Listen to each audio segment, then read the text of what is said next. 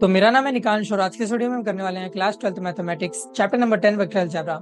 ये हमारे vector algebra series का 4th वीडियो है और इस वीडियो के अंदर हम आज एक्सरसाइज 10.3 क्वेश्चन नंबर 1 से क्वेश्चन नंबर 10 को कवर करेंगे। तो चलिए स्टार्ट करते हैं।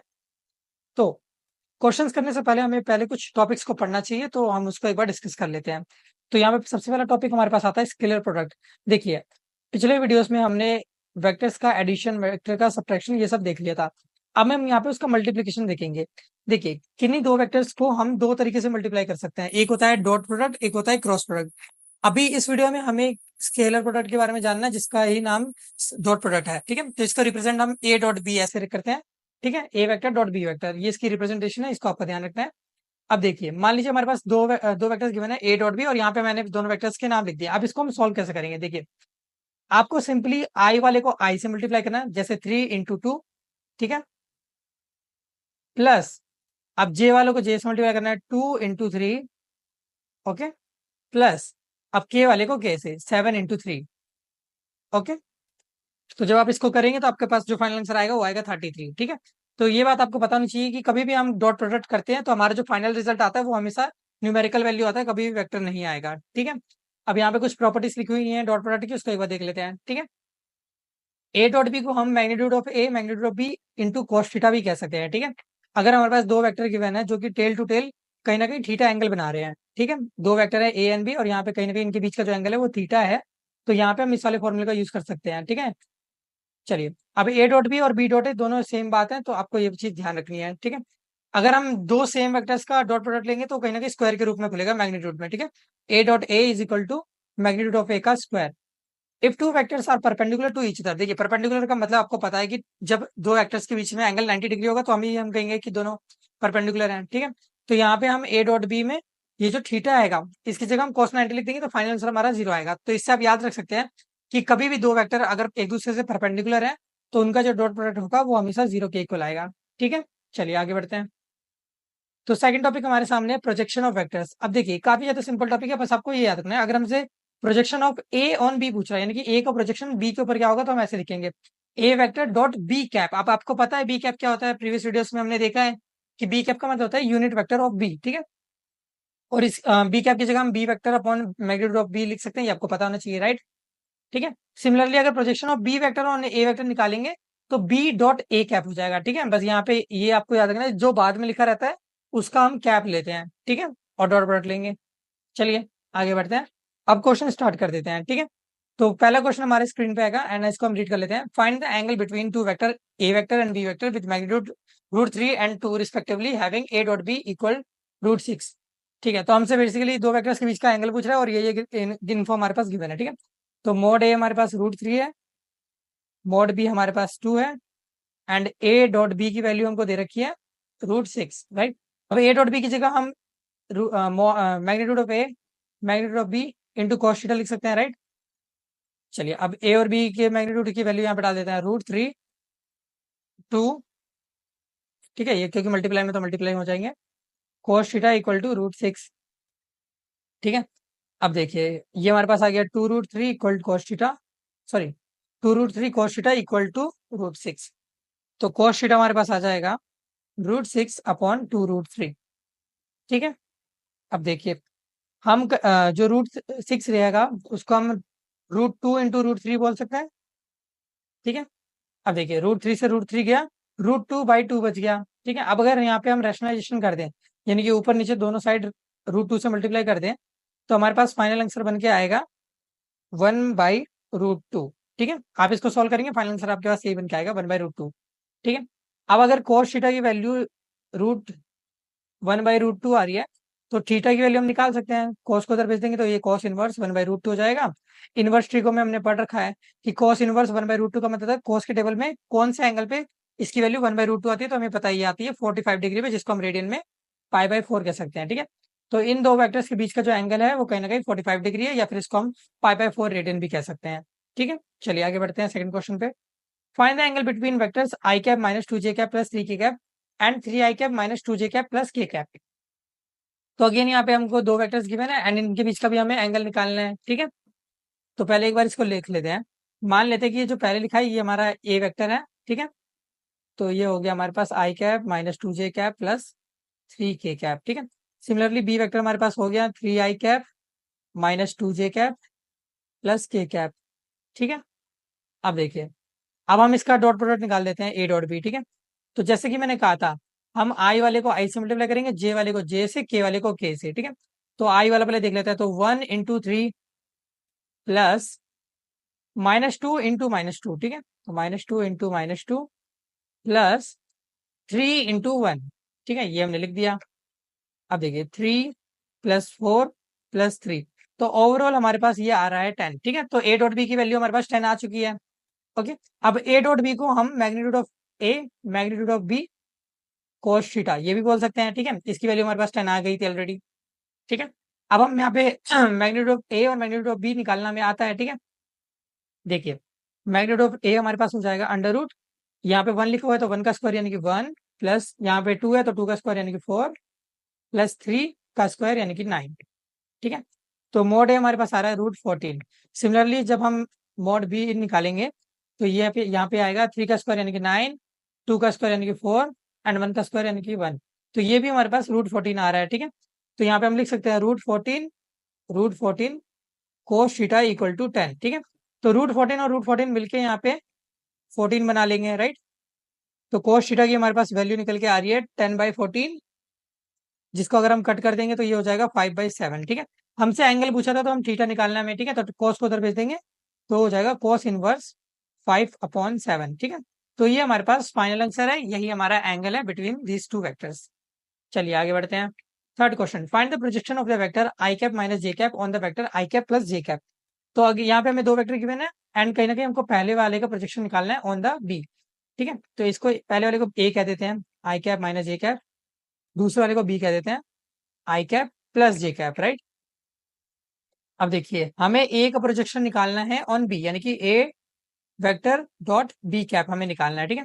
तो इसको हम बोल सकते हैं कि ए vector dot B vector upon में मैग्नीट्यूड ऑफ बी, ठीक है। अब ध्यान से देखिए, ऊपर तो ए डॉट बी बन गया है, ठीक है, एंड नीचे मैग्नीट्यूड ऑफ बी लिखा हुआ है, ठीक है। तो बी का मैग्नीट्यूड तो हम कैलकुलेट कर सकते हैं, बहुत ज्यादा इजी है। देखिए 1 का स्क्वायर यानी कि 1, अगेन 1 का स्क्वायर यानी कि 1, तो ये हमारे पास √2 आ गया, ठीक है। तो नीचे हमारे पास √2 आ चुका है और ऊपर ए डॉट भी निकालना है, तो अगेन आई वाले को आई से, जे वाले को जे से मल्टीप्लाई करेंगे। तो 1 × 1 प्लस 1 × -1, ठीक है। तो ये वैल्यू बन के आ रही है 1 - 1/√2, यानी कि इसका जो फाइनल आंसर हो जाएगा वो हो जाएगा 0, ठीक है। चलिए आगे बढ़ते हैं।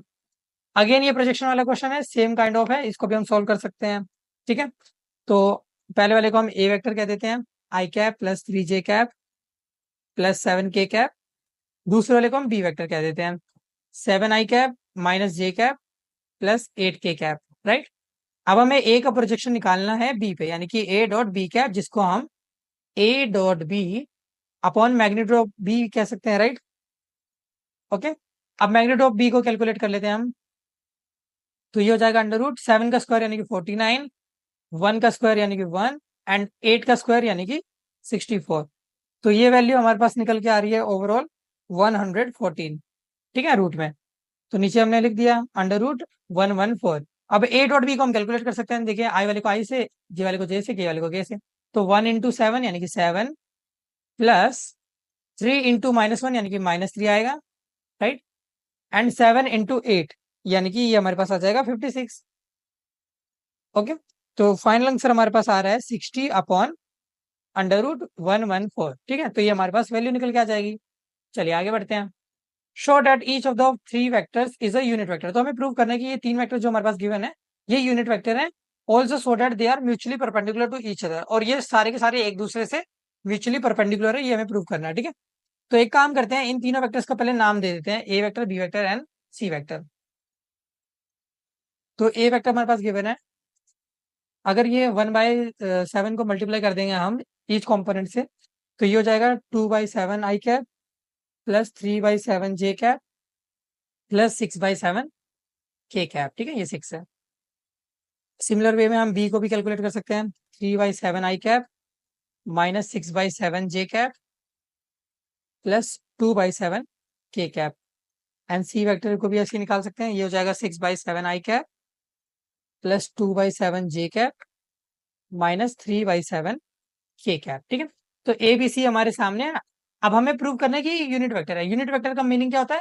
ऐसा वेक्टर जिसका मैग्नीट्यूड इक्वल टू वन होता है। ठीक है, तो basically mod a should be equal to one, ये आना चाहिए। एंड सिमिलर वे में mod b equal to one, mod c equal to one आना चाहिए। ठीक है, तो एक एक करके हम इन सबके मॉड कैलकुलेट कर लेते हैं। तो मॉड ए निकाल लेते हैं।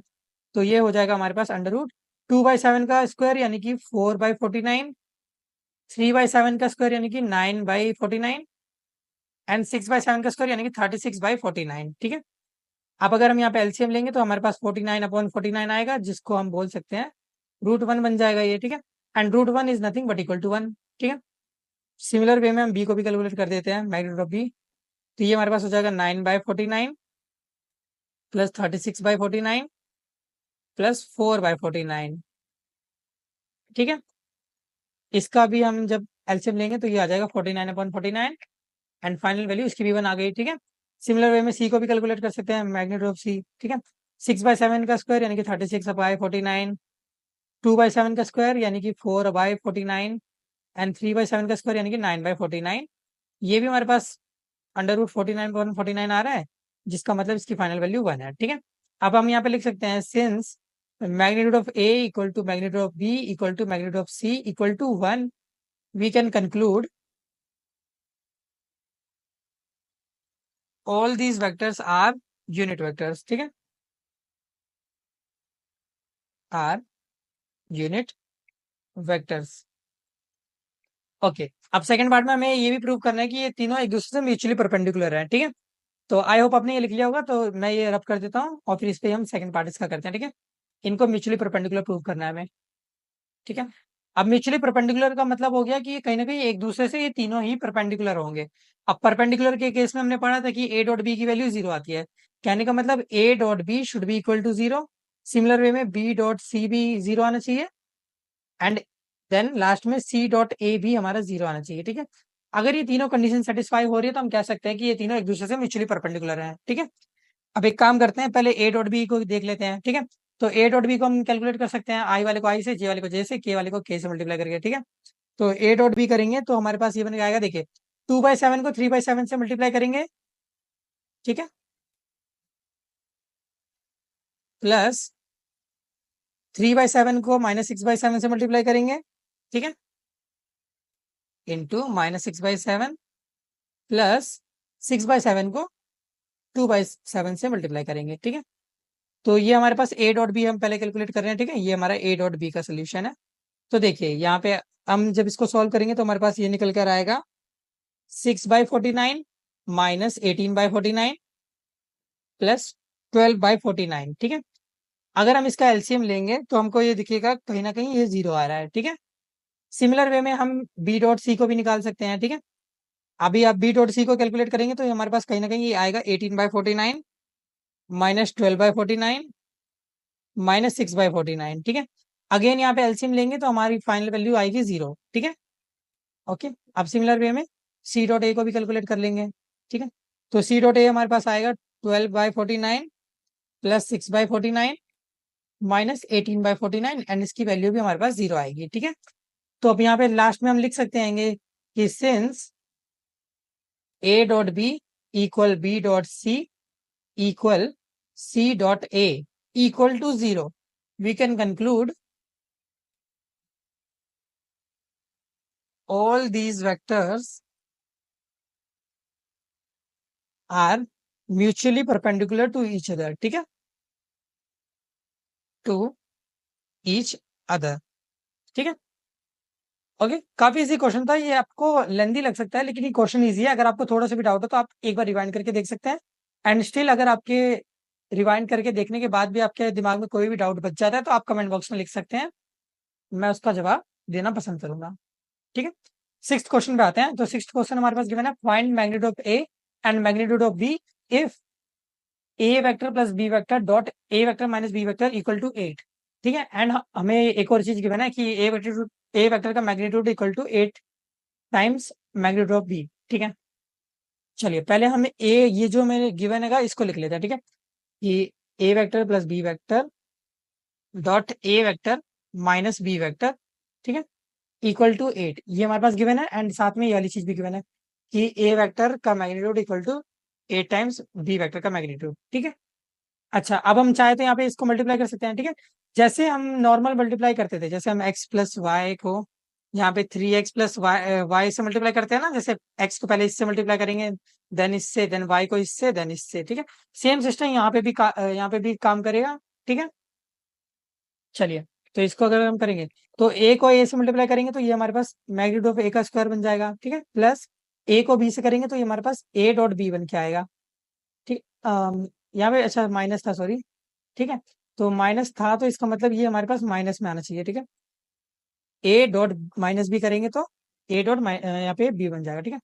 अब देखिए, बी को ए से करेंगे तो बी डॉट ए आ गया, एंड ये माइनस में बी इंटू बी करेंगे तो बी का स्क्वायर इक्वल टू 8, ठीक है। अब आपको दिख रहा होगा कि ये दोनों तो एक दूसरे को कैंसिल आउट कर रहे हैं, क्योंकि हमें पता है कि बी डॉट ए और ए डॉट बी बराबर होते हैं, तो ये दोनों प्लस माइनस के हैं, तो एक दूसरे को कैंसिल आउट कर देंगे, ठीक है। अब आप इसको डायरेक्ट ऐसे भी इंप्लीमेंट कर सकते हैं कि ये ए प्लस बी है और ये ए माइनस बी है, तो हमें पता है ए स्क्वायर माइनस बी स्क्वायर, यही प्रॉपर्टी होती है इसकी, ठीक है। तो हमने इसको एज ए प्रॉपर्टी भी यूज कर सकते हैं, ठीक है। अब देखिए हमारे पास बच क्या गया, मॉड ए का स्क्वायर माइनस मॉड बी का स्क्वायर इक्वल टू 8, ठीक है। अब मॉड ए की वैल्यू तो हमारे पास गिवन है यहाँ पे 8 मॉड बी, ठीक है। तो यहाँ पे हम लिख सकते हैं 8 मॉड बी इस पूरे का whole square minus mod b का स्क्वायर इक्वल टू 8, ठीक है। तो हमारे पास ये बन के आएगा 64 मॉड बी का स्क्वायर माइनस मॉड बी का स्क्वायर इक्वल टू 8, ठीक है। अब 64 में से एक मॉड बी का स्क्वायर जाएगा तो यहाँ पे 63 मॉड बी का स्क्वायर बचेगा, राइट, इक्वल टू 8। तो मॉड बी का स्क्वायर हम कह सकते हैं 8/63, एंड मॉड बी हमारे पास फाइनली आ जाएगा √8/63, जिसको हम 2√2/3√7 भी बोल सकते हैं, ठीक है। तो इसके हेल्प से हमारे पास यहाँ पे मॉड बी की वैल्यू निकल के आ गई, ठीक है। अगर हम मॉड ए की वैल्यू चाहिए तो हम इस वाली इक्वेशन में मॉड बी की वैल्यू डाल सकते हैं, ठीक है।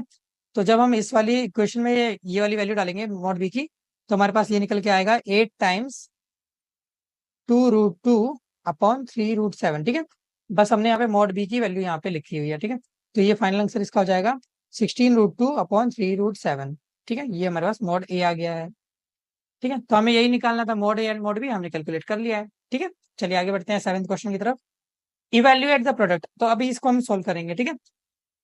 चलिए एक बार लिख लेते हैं पहले से, 3a vector minus 5b vector dot 2a vector plus 7b vector, ठीक है। तो यहाँ पे देखिए 3a.2a, ठीक है, प्लस 3a, ठीक है। पहले 3a को 2a से मल्टीप्लाई करा, अब 3a को 7b से मल्टीप्लाई कर रहे हैं, ठीक है। तो ये 7b हो गया डॉट का, ओके।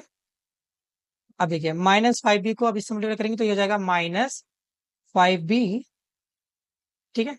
हम इसको ऐसे बोल सकते हैं प्लस, ठीक है। यहाँ पे ब्रैकेट का यूज कर लेते हैं, एक सेकेंड, इसको मैं ढंग से लिख देता हूँ एक बार, ठीक है। प्लस -5b इंटू 2a, ठीक है, and then plus -5b dot 7b, ठीक है।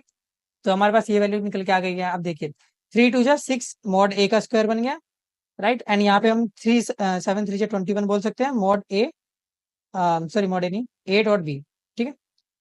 अब यहाँ पे हम लिख सकते हैं -10 ए डॉट बी, ठीक है।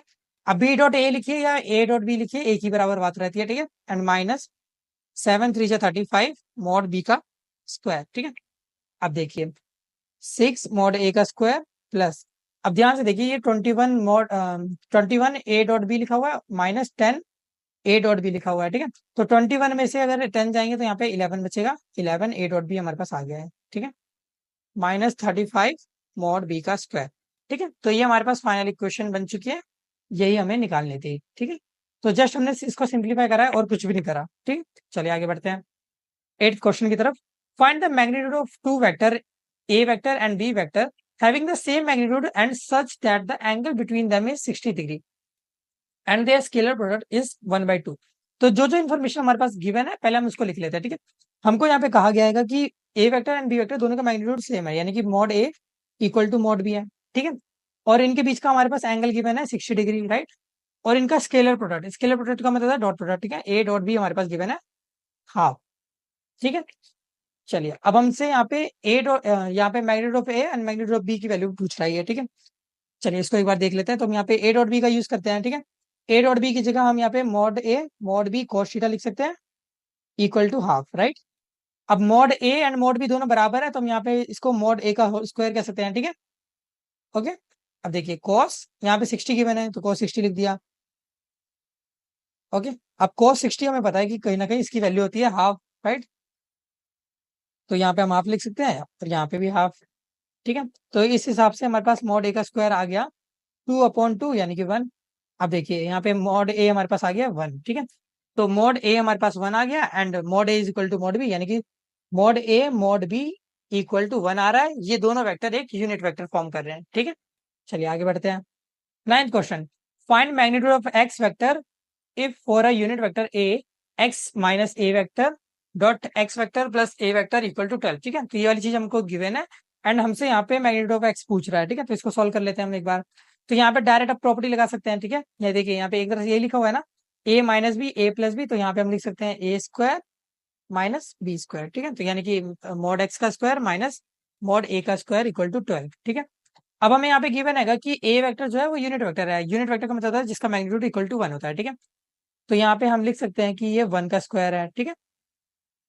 तो यहाँ पे मैग्नीट्यूड ऑफ एक्स का स्क्वायर हो गया हमारे पास 12 प्लस 1 यानी कि 13, ठीक है। तो यहाँ पे मैग्नीट्यूड ऑफ एक्स आ रहा है निकल के √13, ठीक है। तो ये हमारे पास ये फाइनल आंसर हो जाएगा, ठीक है। इजी था। चलिए आगे बढ़ते हैं। 10th क्वेश्चन, तो इस वीडियो का ये लास्ट क्वेश्चन है। इसके आगे के क्वेश्चंस मैं नेक्स्ट वीडियो में डाल दूंगा, तो आप उसको भी जाके चेकआउट कर सकते हैं, ठीक है। तो इसको स्टार्ट करते हैं।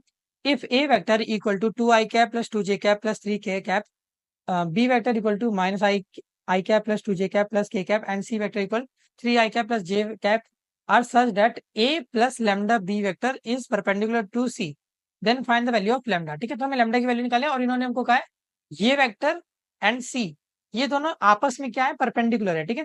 तो जब भी दो वेक्टर परपेंडिकुलर होते हैं तो हमें पता है उनका डॉट प्रोडक्ट 0 आता है, ठीक है। तो यहाँ पे हम लिख देते हैं कि ए vector plus lambda B vector ये पूरा का पूरा परपेंडिकुलर है विद सी वेक्टर, ठीक है। अब परपेंडिकुलर है तो इनका डॉट प्रोडक्ट इक्वल टू 0 आएगा, राइट। ओके, अब हम यहाँ पे वैल्यू डाल देते हैं, ए वेक्टर की जगह ए वेक्टर लिख देते हैं, ठीक है। यानी कि 2i cap plus 2j cap plus 3k cap, ठीक है, plus lambda times B vector लिख देते हैं आप, ठीक है। Minus i cap plus 2j cap plus k cap, ठीक है, डॉट, ठीक है। हमने ब्रैकेट का आपको ध्यान देना है, ठीक है। डॉट, अब सी की वैल्यू लिख देते हैं। सी वेक्टर हमारे पास गिवन है 3i cap plus j cap equal to 0, right. चलिए, अब ये 2i cap plus 2j cap plus 3k cap है। अब लैम्डा को हम मल्टीप्लाई कर देते हैं इन सब के अंदर, ठीक है। तो जब हम लैम्डा को मल्टीप्लाई करेंगे तो ये बन के आएगा माइनस लैम्डा आई कैप, ठीक है, प्लस 2 लैम्डा जे कैप प्लस लैम्डा के कैप, ठीक है, राइट। बाकी जो जैसे लिखा हुआ है हम इसको वैसे लिख देते हैं, ठीक है। ये सारा आपको स्टेप बाय स्टेप करके दिखाना पड़ेगा, ठीक है। अब देखिए यहाँ पे अब सिंपल ये एडिशन है। आपको पता है कि जब भी एडिशन होता है तो आई में आई वाला ऐड होता है, जे में जे वाला एंड के में के वाला। तो यहाँ पे हमारे पास अगर हम देखें तो यहाँ पे 2 माइनस लैम्डा आई कैप बन जाएगा ये, ठीक है, प्लस 2 प्लस 2 लैम्डा जे कैप बन जाएगा प्लस 3 प्लस लैम्डा के कैप, ठीक है। ओके, ये हमारे पास ये चीज आ चुकी है डॉट 3i कैप प्लस जे कैप। अब यहाँ पे हमारे पास ब्रैकेट के अंदर एक सिंगल वेक्टर बन चुका है एंड बाहर भी एक सिंगल वेक्टर है। अब देखिए अब हम यहाँ पे सीधे सीधे डॉट प्रोडक्ट लगा सकते हैं, यानी कि आई में आई वाला मल्टीप्लाई होगा, जे में जे वाला मल्टीप्लाई होगा, ठीक है। अब देखिए के की वैल्यू यहाँ पे नहीं दे रखी है, तो के की वैल्यू हम यहाँ पे ऑलरेडी इसको नेगलेक्ट कर सकते हैं कि इसका कोई रोल नहीं होगा, ठीक है। आप इसको ऐसे भी समझ सकते हैं कि यहाँ पे 0 के कैप लिखा हुआ है, ठीक है। तो 0 को जब हम इससे मल्टीप्लाई करेंगे तो ये गायब भी हो जाएगा, ठीक है। चलिए, अब 3 को इससे मल्टीप्लाई करते हैं तो 3 into 2 minus lambda plus j यहाँ पे 1 आएगा, ठीक है। तो 1 into 2 plus 2 lambda equal to 0, ठीक है। 3 2 जा 6 minus 3 lambda plus 2 plus 2 lambda equal to 0, ठीक है। तो अगर हम इसको सॉल्व करें तो हमारे पास ये बनकर आ रहा है 8 माइनस लैम्डा इक्वल टू 0, यानी कि हम बोल सकते हैं कि लैम्डा की वैल्यू इस हिसाब से आ रही है 8, ठीक है।